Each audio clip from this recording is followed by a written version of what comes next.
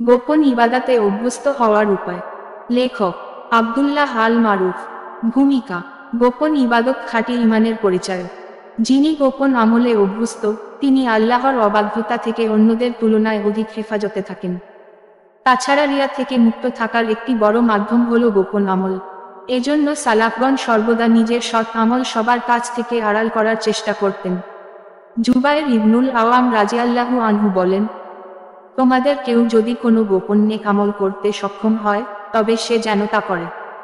আবু হাজাম রাহিমাহুল্লাহ বলেন, তুমি যত সতর্কতার সাথে তোমার খারাপ কাজগুলো ঢেকে রাখার চেষ্টা কর, তার চেয়েও অধিক সচেতন হয়ে তোমার নেক আমলগুলোকে গোপন করে রাখো।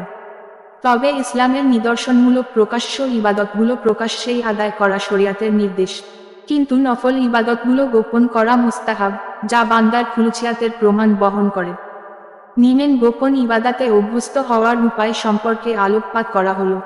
১. অন্তরের ইবাদাতে অধিক মনোনিবেশ করা।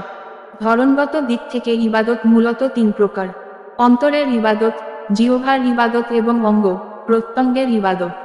এগুলোর মধ্যে অন্তরের ইবাদতের গুরুত্ব সবচেয়ে বেশি, কেননা অঙ্গ প্রত্যঙ্গ ও মৌখিক ইবাদতগুলো সর্বদা অন্তরের ইবাদতের অনুগামী হয়ে থাকে। অন্তরের ইবাদত হল মনের গভীর থেকে তাওহীদের স্বীকৃতি দেওয়া, অন্তর্জগতে ঈমানী ভাবগাম্ভীর্য ও তাকওয়া বজায় রাখা, আল্লাহ ও তার রাসূলের প্রতি মহাব্বত পোষণ করা, ইখলাস অর্জন করা, নেক আমলের নিয়ত করা, আল্লাহর নেমতের শুকরিয়া আদায় করা, আল্লাহর অপূর্ব সৃষ্টিরাজি নিয়ে চিন্তা ভাবনা করা, কুরআন অনুধাবন করা, অল্পে তুষ্ট থাকা, তাকদীরের ফায়সালার প্রতি সন্তুষ্টি প্রকাশ করা, সকল কাজে আল্লাহর উপর ভরসা করা, নেকির কাজে আগ্রহী হওয়া, আল্লাহর রহমতের আশা করা, পাপকে ঘৃণা করা ইত্যাদি। হাজার লোকের ভিড়েও সবার অজান্তে এই আমলগুলো করা যায়। তবে বান্দা যখন গোপন আমলের প্রতি যত্নশীল হন, আল্লাহ তার বাহ্যিক আমলগুলোকে সুন্দর করে দেন। ওমর ইবনে আব্দুল আজিজ রাহিমাহুল্লাহ খুতবার মিনবারে দাঁড়িয়ে বলেন, হে লোক সকল, তোমরা তোমাদের আখিরাতকে সংশোধন কর, তাহলে আল্লাহ তোমাদের দুনিয়াবী জীবনকে সংশোধন করে দিবেন। তোমাদের গোপন বিষয়গুলোকে শুধরে নাও, তাহলে তোমাদের প্রকাশ্য বিষয়গুলোকে আল্লাহ পরিপাটি করে দিবেন। তাছাড়া সকল ইবাদতের উৎস হলো তাকওয়া। তাকওয়ার ঝর্ণা থেকে অন্য সব ইবাদত উৎসারিত হয়, আর এই তাকওয়া বা আল্লাহভীরুতা হলো অন্তরের অন্যতম শ্রেষ্ঠ ইবাদত।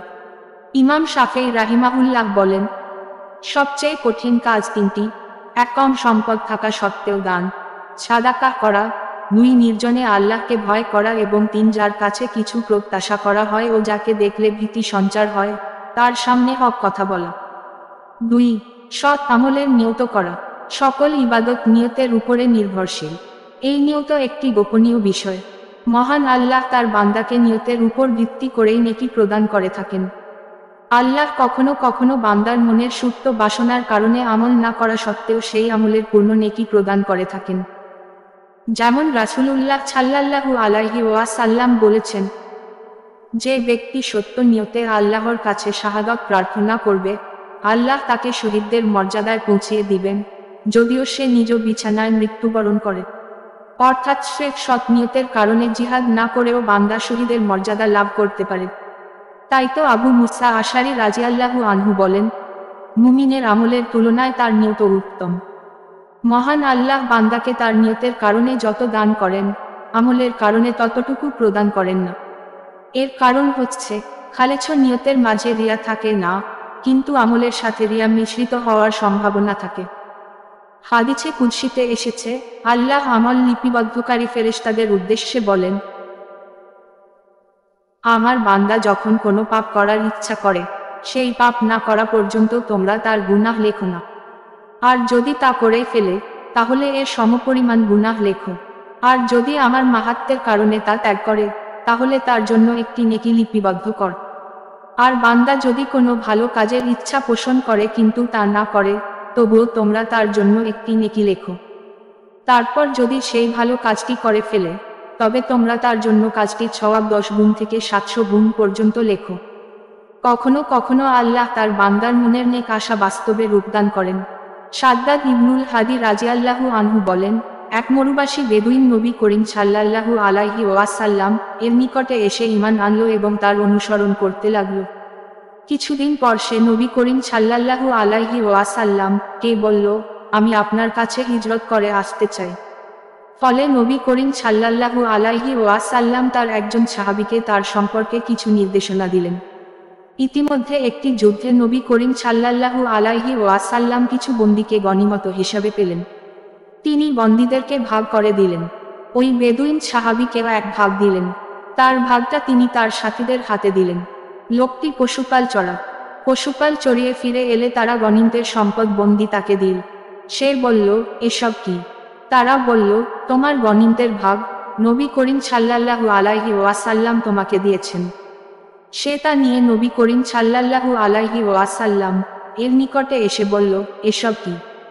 তিনি বললেন, আমি তোমাকে ভাগ হিসাবে দিয়েছি। সে বলল, আমি তো এগুলোর জন্য আপনার অনুসরণ করছি না। সে তার কণ্ঠনালীর দিকে ইশারা করে বলল, আমি বরং এজন্য আপনার অনুসরণ করছি যে আমার এখানে তীরবিদ্ধ হয়ে আমি মারা যাব, তারপর জান্নাতে প্রবেশ করব। তিনি বললেন, যদি তুমি আল্লাহকে সত্য বলে থাক তাহলে তিনি তোমার ইচ্ছা সত্যে পরিণত করবেন। এভাবে অল্প কিছুদিন গেল। তারপর মুসলিম বাহিনী একটি যুদ্ধে অবতীর্ণ হল। যুদ্ধে ওই মরুচারী বেদুইন সাহাবী নিহত হলেন। তাকে নবী করিম সাল্লাল্লাহু আলাইহি ওয়াসাল্লাম এর নিকট নিয়ে আসা হলো। সে যে জায়গায় ইশারা করেছিল ঠিক সেখানেই তীর লেগেছিল। নবী করিম সাল্লাল্লাহু আলাইহি ওয়াসাল্লাম দেখে বললেন, এই কি সেই? তারা বলল, হ্যাঁ। তিনি বললেন, সে আল্লাহকে সত্য বলেছিল, তাই আল্লাহ তাকে সত্যে পরিণত করেছেন। তারপর নবী করিম সাল্লাল্লাহু আলাইহি ওয়াসাল্লাম নিজের জামা দিয়ে তাকে কাফন দেন এবং তার জানাজার ছালাতে ইমামতি করেন। তার ছালাতে যেটুকু তিনি প্রকাশ্যে বলেছিলেন তন্মধ্যে এ দোয়া ছিল, হে আল্লাহ, এ তোমার বান্দা মুহাজির হয়ে এসে তোমার রাস্তায় বের হয়েছিল, অতঃপর শহীদ হিসাবে সে নিহত হয়েছে। আমি এই ঘটনার সাক্ষী। ৩. নির্জনে দোয়া করা। দোয়া একটি বড় মাপের ইবাদত। এই ইবাদত গোপনে হওয়াই কর্তব্য। অনেকে ফেসবুকে পোস্ট দিয়ে আল্লাহর কাছে নিজের ব্যক্তিগত আর্জি পেশ করে দোয়া করে। এভাবে দোয়া করলে দোয়া গোপন থাকে না, বরং সবার সামনে প্রকাশ হয়ে যায়। ফলে সেই দোয়া কবুল হওয়ার সম্ভাবনা কমে যায় এবং দোয়াতে রিয়া মিশ্রিত হওয়ার প্রবল সম্ভাবনা থাকে। তার মানে এই না যে ফেসবুকে দোয়া করা বা চাওয়া না যায়, বরং ব্যক্তিকে তার মনের অবস্থা পর্যবেক্ষণ করে তারপর পদক্ষেপ নিতে হবে। কারণ দোয়ার ব্যাপারটা কেবল আল্লাহ ও তার বান্দার মধ্যে সীমাবদ্ধ থাকে। তাই কেউ যদি চায় যে তার দোয়া দ্রুত কবুল হোক তবে তাকে গোপনে দোয়া করা উচিত। আল্লাহ তার বান্দাকে গোপনে দোয়া করার নির্দেশ দিয়েছেন। তিনি বলেন, তোমরা তোমাদের প্রতিপালককে ডাক বিনীতভাবে ও চুপে চুপে। নিশ্চয়ই তিনি সীমালঙ্ঘনকারীদের ভালোবাসেন না। আরাফ 7:55। তাই তো ইব্রাহিম আলাইহিস সালাম স্বীয় স্ত্রী হাজেরা ও ইসমাইলকে মক্কার নির্জন মরুভূমিতে রেখে তাদের অন্তরালে গিয়ে আল্লাহর কাছে কাতর কণ্ঠে প্রার্থনা করেছিলেন। জাকারিয়া আলাইহিস সালাম সন্তান লাভের জন্য আল্লাহর কাছে গোপনে দোয়া করেছিলেন। আল্লাহ এই গোপন দোয়াটি এত পছন্দ করেছেন যে উম্মতে মুহাম্মাদীকে দোয়ার আদব শিক্ষা দেওয়ার জন্য পবিত্র কুরআনে সেই প্রসঙ্গ উল্লেখ করেছেন। তিনি জাকারিয়া আলাইহিস সালাম এর প্রশংসা করে বলেন, যখন সে তার প্রতিপালককে আহ্বান করেছিল চুপে চুপে। মারিয়াম 19:3। মুফাসসিরগণ বলেন, জাকারিয়া আলাইহিস সালাম চুপিসারে দোয়া করেছিলেন এজন্য যে এটা আল্লাহর কাছে অধিক পছন্দনীয়। মুসলিম ইবনে দিনার রাহিমাহুল্লাহ বলেন, ইমানের স্বাদ আস্বাদনকারী বান্দারা নির্জনে যাওয়া ছাড়া আল্লাহর কাছে মুনাজাত করার প্রকৃত স্বাদ উপভোগ করতে পারে না। সুতরাং আমাদের জীবনে যাবতীয় চাওয়া পাওয়া যেহেতু আল্লাহর কাছে, সেহেতু তার কাছে বলা মনের কথাগুলো গোপনীয়ই হওয়া উচিত। ৪. গোপন জিকিরে অভ্যস্ত হওয়া। আল্লাহর সন্তুষ্টি অর্জনের একটি বড় মাধ্যম হল জিকির। মহান আল্লাহ তার বান্দাকে সকাল সন্ধ্যা জিকির করার নির্দেশ দিয়েছেন। তিনি বলেন, তোমার প্রতিপালককে স্মরণ কর মনে মনে কাকুতি মিনতি ও ভীতি সহকারে অনুচ্চস্বরে সকালে ও সন্ধ্যায়। আর তুমি উদাসীনদের অন্তর্ভুক্ত হও না। আরাফ 7:205। হাসান বাছরি রাহিমাহুল্লাহ বলেন, মুসলিম ব্যক্তির বৈশিষ্ট্য হলো তারা দোয়া প্রার্থনাতে পরিশ্রম করে, কিন্তু কেউ তাদের আওয়াজ শুনতে পায় না, বরং দোয়া ও জিকিরের ফিসফিসানি শব্দ কেবল তার প্রতিপালক ও তার মাধ্যমেই সীমাবদ্ধ থাকে। আব্দুর রহমান সাদি রাহিমাহুল্লাহ বলেন, জিকর অন্তর দিয়েও করা যায়, জিহ্বা দিয়েও করা যায়, তবে অন্তরের জিকির অধিক গুরুত্বপূর্ণ। সেজন্য আল্লাহ স্বীয় রাসূলকে নির্দেশ দিয়েছেন মনে মনে জিকির করার, যাতে জিকির খুলুছিয়াতপূর্ণ হয়। মহান আল্লাহ জান্নাতি বান্দাদের বৈশিষ্ট্য বর্ণনা করে বলেন, যারা শেষ রাতে ক্ষমা প্রার্থনাকারী। আলে ইমরান 3:17। আবু মুসা আশারী রাদিয়াল্লাহু আনহু বলেন, আমরা এক সফরে রাসূলুল্লাহ সাল্লাল্লাহু আলাইহি ওয়াসাল্লাম এর কাছে ছিলাম। যখন আমরা কোনো উপত্যকায় আরোহণ করতাম, তখন লা ইলাহা ইল্লাল্লাহ হ এবং আল্লাহু আকবার বলতাম, আর আমাদের আওয়াজ অতি উঁচু হয়ে যেত। নবী কারীম সাল্লাল্লাহু আলাইহি ওয়াসাল্লাম আমাদেরকে বললেন, হে লোক সকল, তোমরা তোমাদের প্রতি সদয় হও। তোমরা বধির বা অনুপস্থিত কাউকে ডাকছ না, বরং তোমরা এমন সত্তাকে ডাকছ যিনি শ্রবণকারী এবং অতি নিকটবর্তী, আর তিনি সর্বদা তোমাদের সাথেই আছেন। নবী করিম সাল্লাল্লাহু আলাইহি ওয়াসাল্লাম বলেন, 7 শ্রেণীর ব্যক্তি কিয়ামতের ময়দানে আল্লাহর আরশের ছায়ায় আশ্রয় পাবে। তন্মধ্যে এক শ্রেণী হলো সে ব্যক্তি যে নির্জনে আল্লাহকে স্মরণ করে, ফলে তার দুচোখ দিয়ে অশ্রু প্রবাহিত হয়।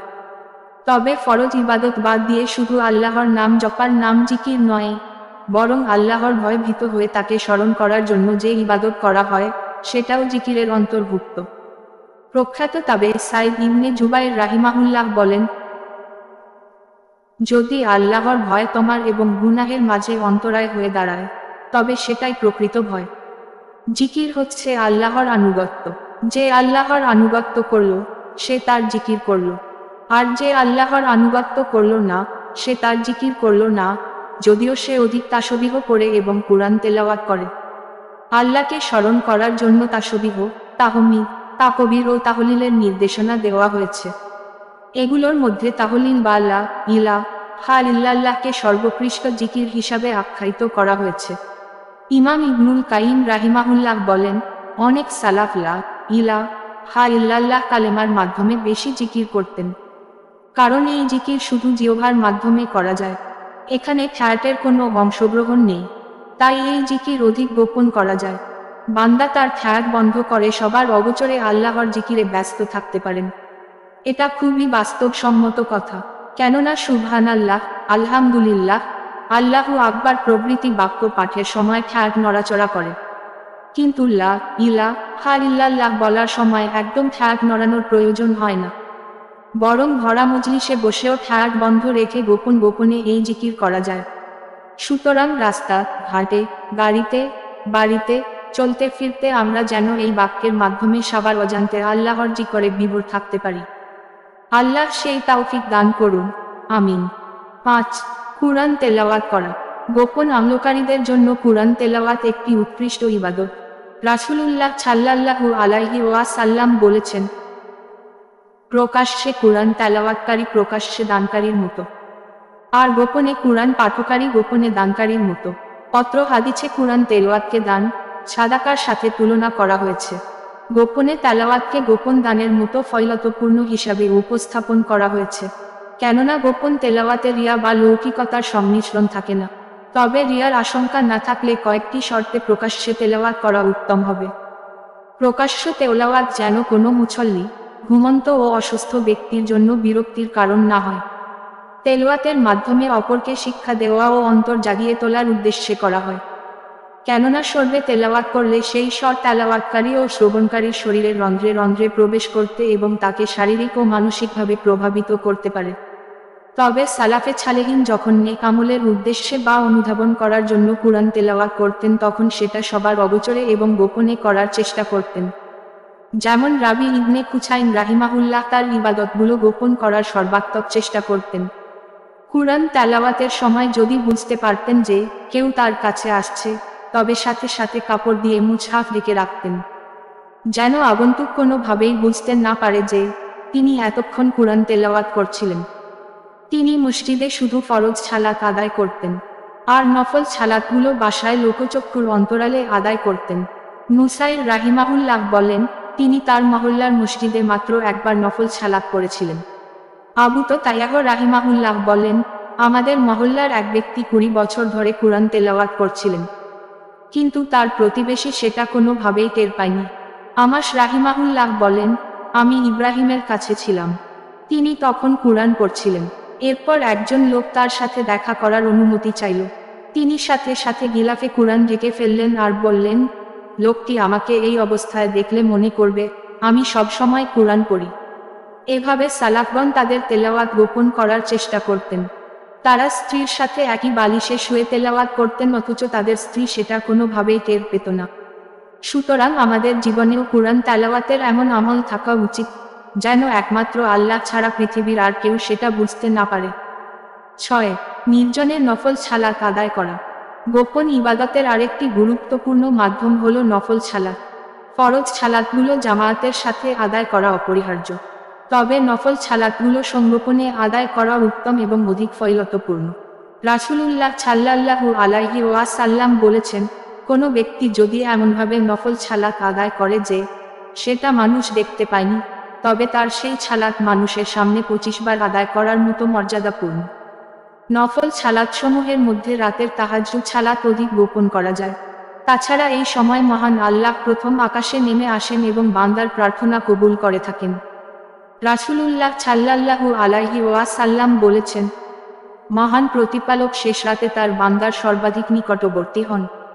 অতএব যারা এ সময় আল্লাহর জিকর করে, তাহাজ্জুদ ও দোয়া করে, তুমি পারলে তাদের দলভুক্ত হয়ে যাও। হাসান বাছরি রাহিমাহুল্লাহ বলেন, পূর্বসূরি মনীষীর কাছে মেহমান থাকত। রাতের বেলা তিনি দীর্ঘ সময় ধরে সালাত আদায় করতেন, অথচ তার মেহমান তা জানতেও পারত না।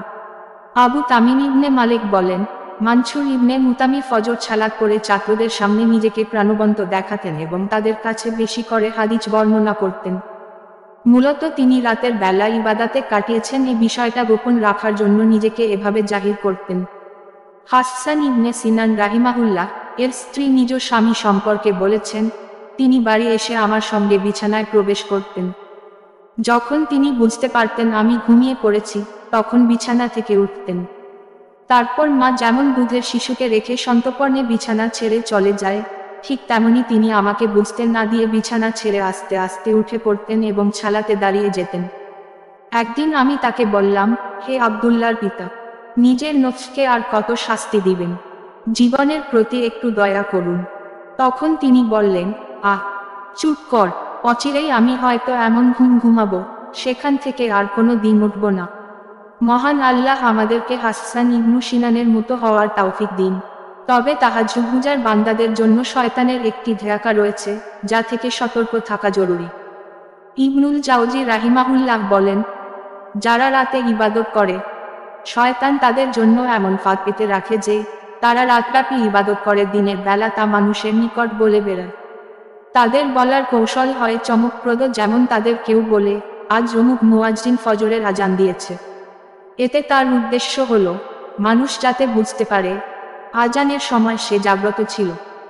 যদি ধরেও নেই তার এই আচরণটি রিয়ামুক্ত ছিল, তবুও আমলের কথা প্রকাশ করার জন্য তার গোপন ইবাদতটি প্রকাশ্য ইবাদাতে রূপান্তরিত হয়েছে।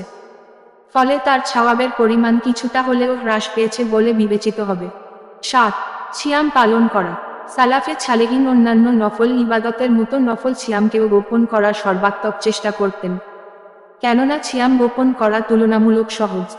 আবু তায়াহ রাহিমাহুল্লাহ বলেন, আমি আমার আব্বা এবং মহল্লার মুরব্বিদের দেখেছি যে যখন তাদের কেউ সিয়াম রাখতেন, তখন তিনি তেল লাগাতেন এবং উত্তম পোশাক পরিধান করতেন, যাতে তাদের কেউ সিয়াম রাখার ব্যাপারটি কোনোভাবেই বুঝতে না পারে।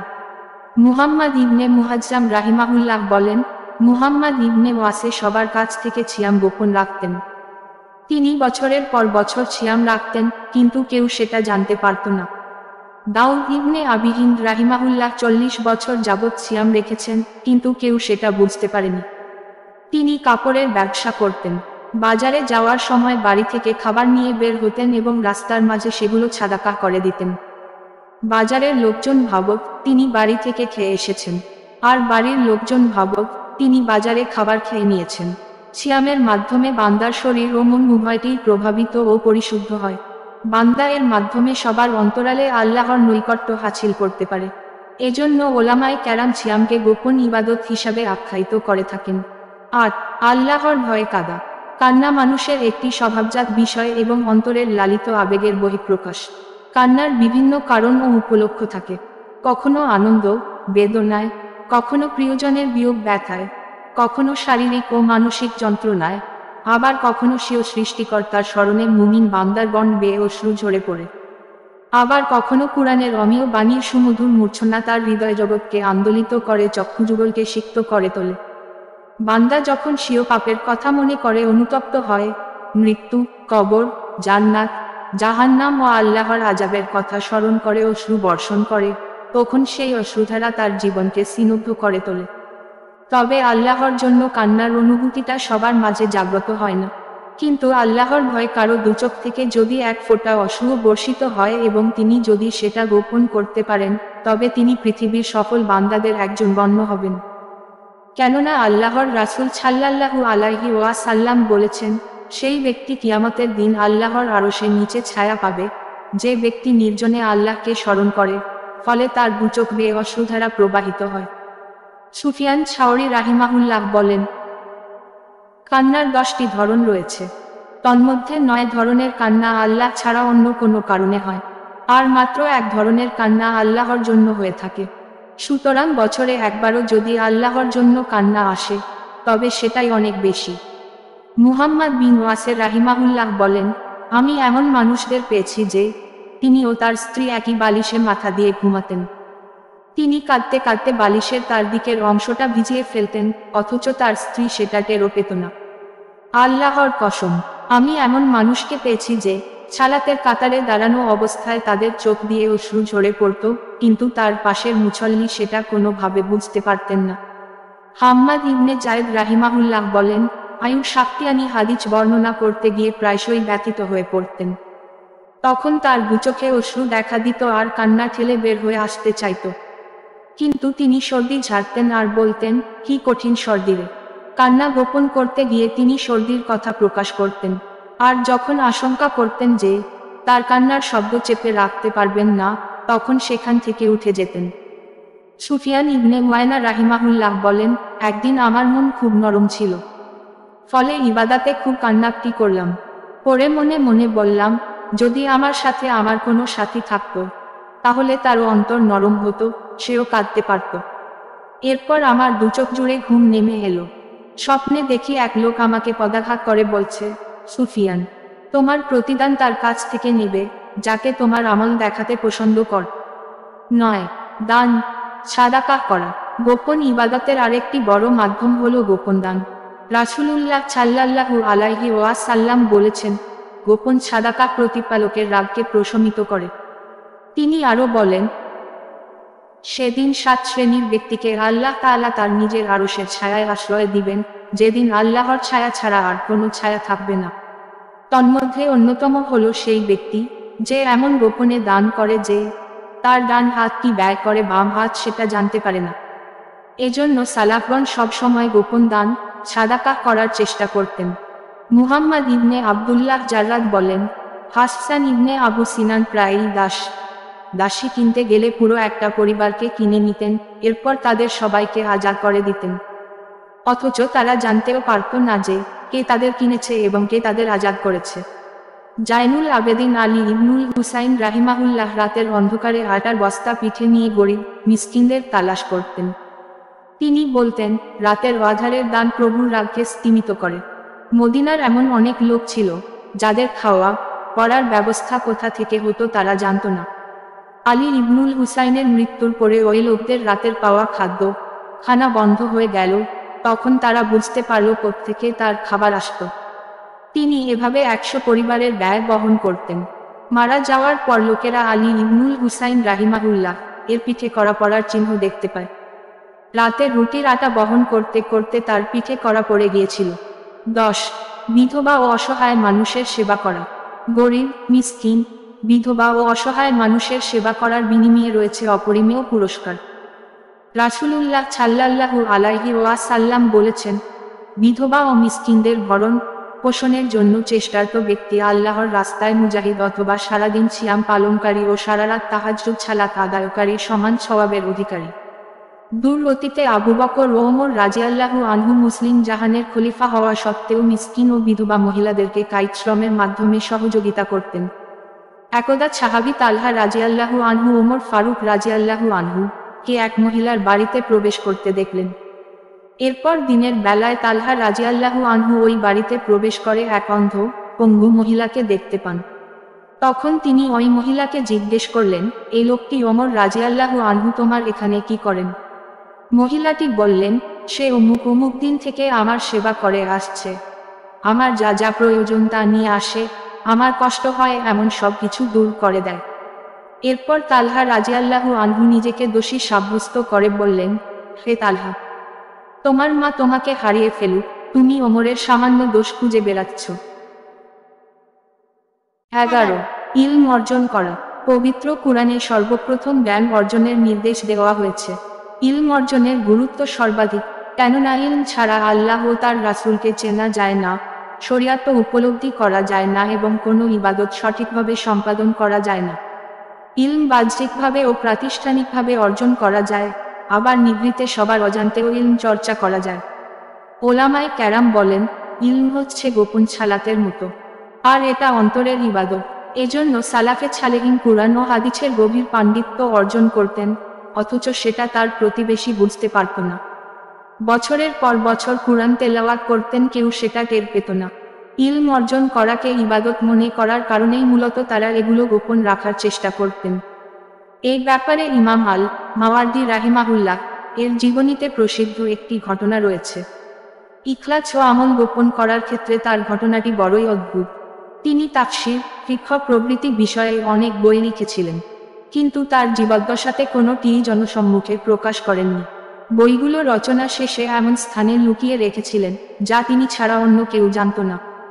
মৃত্যু ঘনিয়ে এলে তিনি তার একজন 20 ক্যারেটস্থ লোককে বলেন, অমুক জায়গায় রক্ষিত সকল বই আমার রচিত। আমি খাঁটি নিয়তে বইগুলো রচনা করেছি কি না সে বিষয়ে সন্দেহ থাকায় বইগুলো প্রকাশ করিনি। যখন আমার মৃত্যু নিকটবর্তী হবে এবং আমি মুমূর্ষু দশায় পতিত হব, তখন তুমি তোমার হাত আমার হাতে রেখো।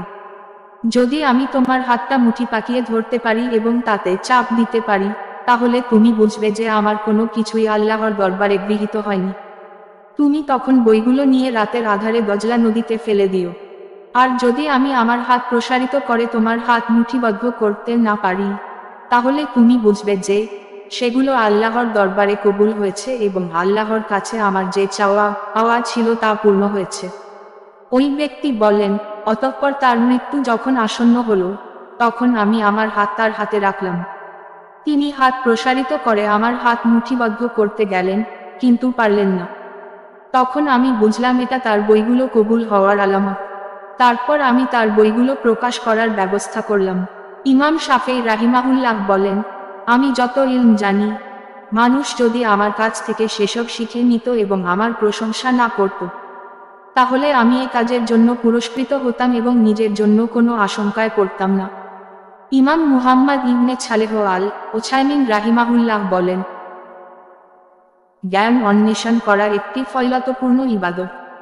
এটা সুন্নাতে রাতে বা বিতর এবং কিয়ামুল লাইলের চেয়েও মর্যাদাপূর্ণ ইবাদত। 12. ইবাদতের জন্য নির্জনতা অবলম্বন করা। কিছু কিছু নফল ইবাদতের জন্য নির্জনতা অবলম্বনের কোনো বিকল্প নেই, কারণ এই আমলগুলো নির্জনে যাওয়া ছাড়া আদায় করা এবং গোপন করা সম্ভব হয় না। রাসূলুল্লাহ সাল্লাল্লাহু আলাইহি ওয়াসাল্লাম বলেছেন, হে লোক সকল, তোমরা নিজেদের বাড়িতে নফল সালাত আদায় কর, কেননা মানুষের জন্য সবচেয়ে উত্তম সালাত হলো যা সে তার ঘরে আদায় করে, তবে ফরজ সালাত ব্যতীত। তাছাড়া নেক আমল করা যেমন ইবাদত, তেমনি পাপ থেকে বিরত থাকাও অনেক বড় ধরনের ইবাদত। আর নির্জনতা অবলম্বনের মাধ্যমে অনেক পাপ থেকে বাঁচা সম্ভব হয়। আবু দারদা রাদিয়াল্লাহু আনহু বলেন, একজন মুসলিমের জন্য উত্তম ইবাদতখানা হলো তার নিজ গৃহ। এখানে সে তার জিহ্বা, লজ্জাস্থান ও চোখের হেফাজত করতে পারে।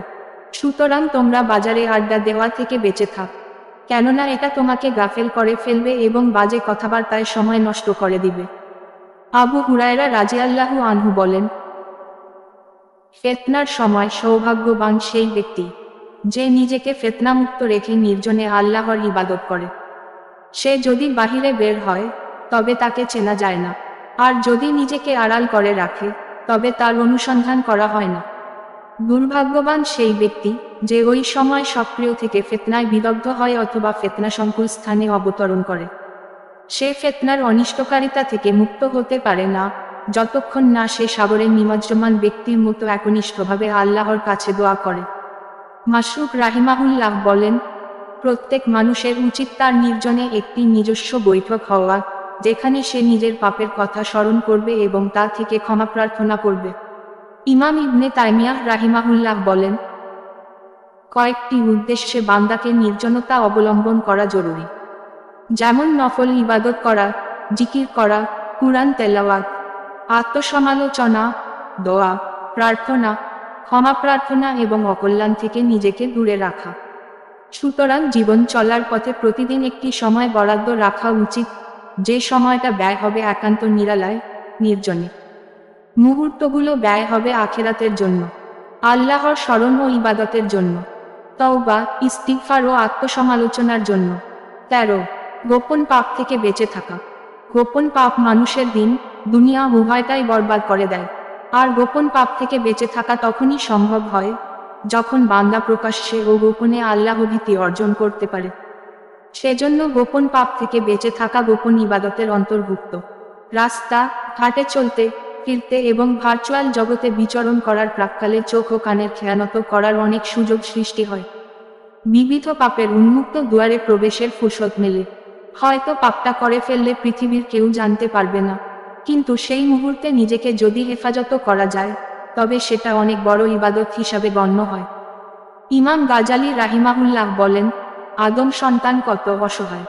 সে বাহ্যিকভাবে আল্লাহর সৃষ্টিকে যেভাবে ভয় করে, ভিতরে ভিতরে যদি সেইভাবে আল্লাহকে ভয় করতে পারত, তবে দুনিয়া ও আখিরাত উভয়কালেই সে সৌভাগ্যবান হতে পারত। অনুরূপভাবে গোপনে গোপনে নিজের ভুলগুলো থেকে ফিরে আসার মাধ্যমে বান্দা নিজেকে সফলতার চূড়ায় উন্নীত করতে পারে। এর প্রভাব তার বাহ্যিক জীবনেও ফুটে ওঠে। ফলে দুনিয়া আখিরাতে আল্লাহ পাক তাকে কল্যাণের বাড়িধারায় সিক্ত করেন। সুফিয়ান ইবনে ওয়াইনা রাহিমাহুল্লাহ বলেন, যে ব্যক্তি তার গোপন বিষয়গুলো সংশোধন করে নেয়, মহান আল্লাহ তার প্রকাশ্য দিকটা সংশোধন করে দেন।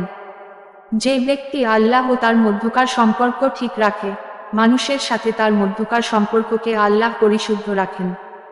যে ব্যক্তি আখিরাতের জন্য কাজ করে, দুনিয়াবি ব্যাপারে আল্লাহ তার জন্য যথেষ্ট হয়ে যান।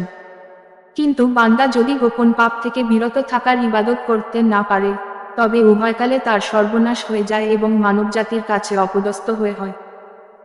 রাসূলুল্লাহ সাল্লাল্লাহু আলাইহি ওয়াসাল্লাম বলেছেন, আমি আমার উম্মতের কতক দল সম্পর্কে অবশ্যই জানি, যারা কিয়ামতের দিন তিহামার শুভ্র পর্বতমালার সমতুল্য নেক আমলসহ উপস্থিত হবে। কিন্তু মহামহিম আল্লাহ সেগুলাকে বিক্ষিপ্ত ধূলিকণায় পরিণত করবেন। শাওবান রাদিয়াল্লাহু আনহু বলেন, হে আল্লাহর রাসূল সাল্লাল্লাহু আলাইহি ওয়াসাল্লাম, তাদের পরিচয় পরিষ্কারভাবে আমাদের নিকট বর্ণনা করুন, যাতে অজ্ঞাতসারে আমরা তাদের অন্তর্ভুক্ত না হই। তিনি বলেন, তারা তোমাদেরই ভাতৃগোষ্ঠী এবং তোমাদের সম্প্রদায়ভুক্ত।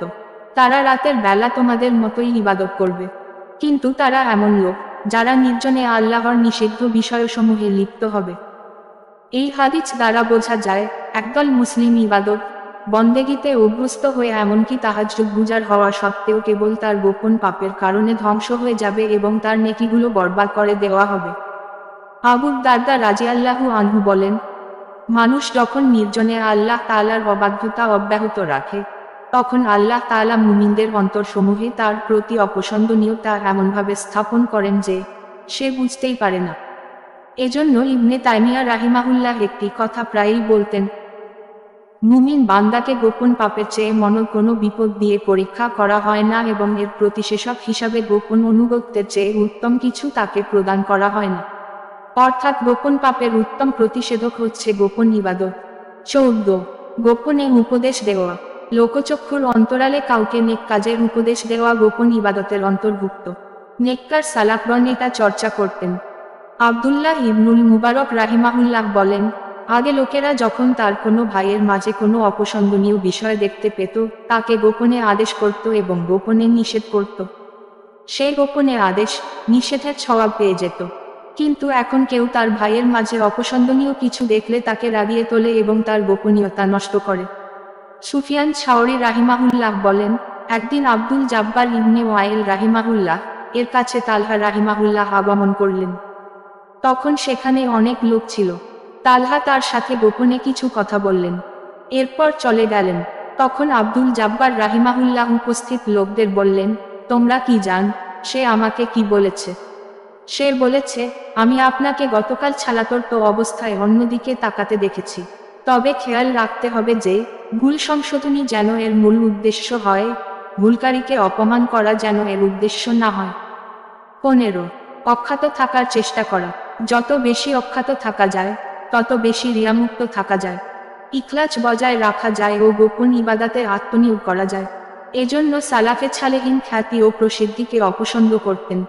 তারা পরস্পরের কল্যাণকামী হয়ে অখ্যাত ও অজ্ঞাত থাকার উপদেশ দিতেন। আব্দুল্লাহ ইবনে মাসউদ রাজিয়াল্লাহু আনহু বলেন, তোমরা জ্ঞানের ঝর্ণাধারা হয়ে যাও, হেদায়াতের আলোকবর্তিকা হও, বাড়িতে অবস্থান কর, রাতের প্রদীপ হও, হৃদয়কে নবায়ন কর, পুরাতন কাপড় পরিধান কর, তাহলে তোমরা আকাশে প্রসিদ্ধ অর্জন করতে পারবে এবং দুনিয়াবাসীর কাছে অখ্যাত থাকতে পারবে। বিশর ইবনে হারেছ রাহিমাহুল্লাহ বলেন, মুমিনের জন্য এটা গনিমত যে মানুষ তার ব্যাপারে উদাসীন আর তার অবস্থান মানুষের অজানা। হাসান বাছরি রাহিমাহুল্লাহ বলেন, সালাফদের কারো পিছনে যখন মানুষ হাঁটত তখন তিনি পিছনে ফিরে বলতেন, আল্লাহ তোমাদের প্রতি রহম করুন, তোমাদের এমন করা উচিত নয়। মুহাম্মদ ইবনে হাসান বলেন, আমি আবু আবদুল্লাহ আহমদ ইবনে হাম্বলকে দেখেছি, তিনি যখন রাস্তা দিয়ে হাঁটতেন তখন কেউ তার পেছনে হাঁটুক এটা তিনি পছন্দ করতেন না। ইতিহাস সাক্ষী যে এই পৃথিবীতে যারাই প্রসিদ্ধির পিছনে ছুটেছে, বিখ্যাত হওয়ার জন্য লালায়িত হয়েছে, তারা এক পর্যায়ে মানুষের কাছে অপমানিত হয়েছে, নিন্দিত হয়েছে, তাদের ব্যাপারে মুমিনদের অন্তরে ঘৃণার সৃষ্টি হয়েছে। কিন্তু যারা অখ্যাত অজ্ঞাত থাকার চেষ্টা করেছেন, নির্ঝঞ্ঝাটে গোপন ইবাদত করার জন্য আল্লাহর কাছে অখ্যাত হয়ে বেঁচে থাকার প্রার্থনা করেছেন, তারাই যুগ যুগান্তরে মুমিনের হৃদয়ের মণিকোঠায় জায়গা পেয়েছেন। তারা তাদের জীবদ্দশাতেই অথবা তাদের মৃত্যুর পরে ইতিহাসের সোনালী পাতায় সম্মানের সাথে উল্লিখিত হয়েছেন এবং কোটি মানুষের দোয়ায় শামিল হতে পেরেছেন। তাই তো সুফিয়ান ইবনে ওয়াইনা রাহিমাহুল্লাহ বলতেন, সালাফদের মধ্যে যারা বিখ্যাত হয়েছেন তারা যতক্ষণ না মন থেকে কামনা করতেন যে আমি যেন খ্যাতি না পাই, ততক্ষণ তারা বিখ্যাত হননি। সালাফগণ খ্যাতি প্রসিদ্ধিকে কেমন অপছন্দ করতেন তা উপলব্ধি করার জন্য একটি উদাহরণই যথেষ্ট। একবার প্রখ্যাত উমাইয়া সেনাপতি ও রাজপুত্র মাসলামা ইবনে আব্দুল মালিক রাহিমাহুল্লাহ এর নেতৃত্বে মুসলিম বাহিনী শত্রুপক্ষের একটি দুর্গ অবরোধ করেন। কিন্তু শত্রুপক্ষের তীরবৃষ্টিতে তাদের অবস্থা কাহিল হয়ে পড়ে। তখন মুসলমানদের একজন স্বেচ্ছাপ্রণোদিত হয়ে দুর্গের মধ্যে প্রবেশের জন্য সুবিধান্ত একটি সুড়ঙ্গ খনন করে। সেই সুড়ঙ্গ পথে দুর্গে ঢুকে পড়ে এবং দ্বাররক্ষীদের সঙ্গে লড়াই করে দুর্গের ফটক খুলে দিতে সমর্থ হয়। তখন মুসলিম বাহিনী দুর্গে প্রবেশ করে তা দখল করে নেয়, কিন্তু কে যে এই সুড়ঙ্গওয়ালা তা জানা গেল না। তখন সেনাপতি মাসলামা রাহিমাহুল্লাহ তাকে পুরস্কৃত করার জন্য খোঁজ করলেন। 3 দিন খোঁজার পরেও যখন তাকে পাওয়া গেল না, তখন তিনি সৈন্যদের মাঝে আল্লাহর কসম দিয়ে বললেন, সুড়ঙ্গওয়ালা যেই হোক সে যেন আমার কাছে আসে। রাতের বেলায় একজন আগন্তুক সেনাপতির কাছে গেলেন এবং 3টি শর্তে সুড়ঙ্গওয়ালার পরিচয় তার কাছে প্রকাশ করতে চাইলেন। 1, সেই সুড়ঙ্গওয়ালাকে পুরস্কৃত করা যাবে না, 2, তার পরিচয় কারো কাছে প্রকাশ করা যাবে না, এবং 3, আর কোনো দিন তার অনুসন্ধান করা যাবে না। সেনাপতি শর্ত পূরণের অঙ্গীকার করলেন। এবার তিনি বললেন, আমি সেই সুড়ঙ্গওয়ালা, আল্লাহর সন্তুষ্টির উদ্দেশ্যেই আমি এ কাজ করেছি। কথাটি বলেই সে সেনাপতির তাঁবু থেকে বের হয়ে গেলেন। আর কোনো দিন সেই ব্যক্তিকে দেখা যায়নি। এরপর থেকে মাসলামা রাহিমাহুল্লাহ দোয়া করতেন, হে আল্লাহ, আখেরাতে তুমি আমাকে ওই সুড়ঙ্গওয়ালার সাথে রেখো। গোপন ইবাদতের ক্ষেত্রে সতর্ক। ইবাদতকারীকে অবশ্যই এ বিষয়ে সতর্ক থাকতে হবে যে গোপন আমল যেন তার মনে আত্মমুগ্ধতা তৈরি করতে না পারে। কেননা কোনো ব্যক্তি তার আমলের মাধ্যমে জান্নাতে যেতে পারবে না যতক্ষণ না আল্লাহ তার প্রতি রহমত করবেন। সুতরাং এমনও হতে পারে যে আমলকারী ব্যক্তি নিজেকে আত্মমুগ্ধতার জোয়ারে গা ভাসিয়ে চলছেন, কিন্তু মৃত্যুর আগে দেখা গেল তিনি ঈমানহীন হয়ে কবরে চলে গেলেন। রাসূলুল্লাহ সাল্লাল্লাহু আলাইহি ওয়াসাল্লাম বলেছেন, কোনো ব্যক্তি সাধারণ মানুষের দৃষ্টিতে জান্নাতীদের মতো আমল করে অথচ সে জাহান্নামীদের অন্তর্ভুক্ত হবে।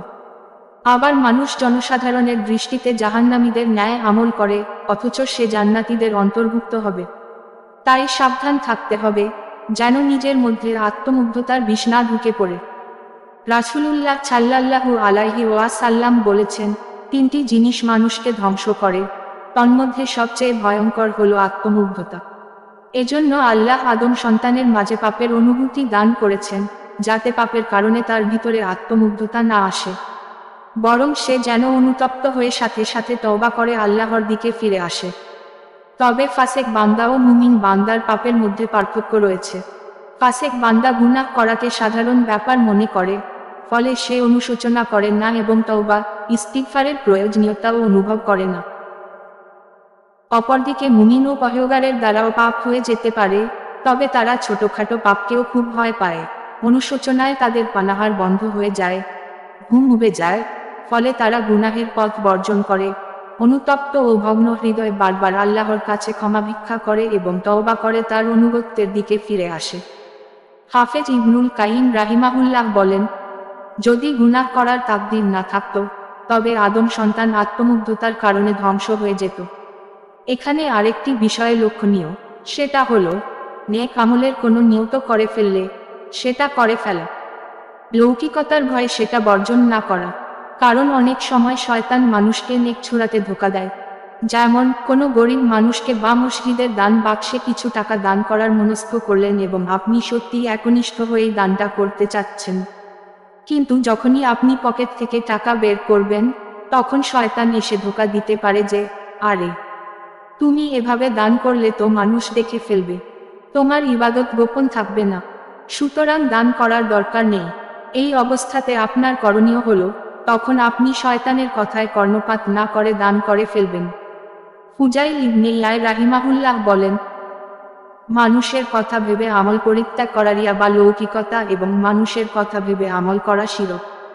আর আল্লাহর পক্ষ থেকে এত দুভয় থেকে তোমার পরিত্রাণ লাভই হলো ইখলাস। ইমাম নববী রাহিমাহুল্লাহ একই কথা বলেছেন।